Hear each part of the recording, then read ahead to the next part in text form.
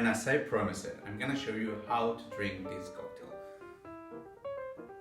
our dry martini. So in the way that Rockefeller drank it was, you take the olives,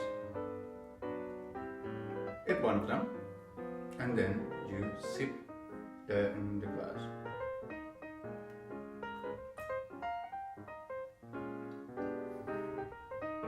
And so you continue. Every time you get a sip, you get one olive.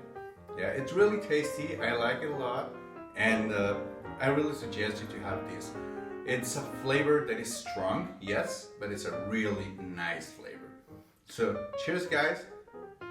See you next video. Please remember to subscribe here. Just press the bell, press subscribe, and see you in the next video.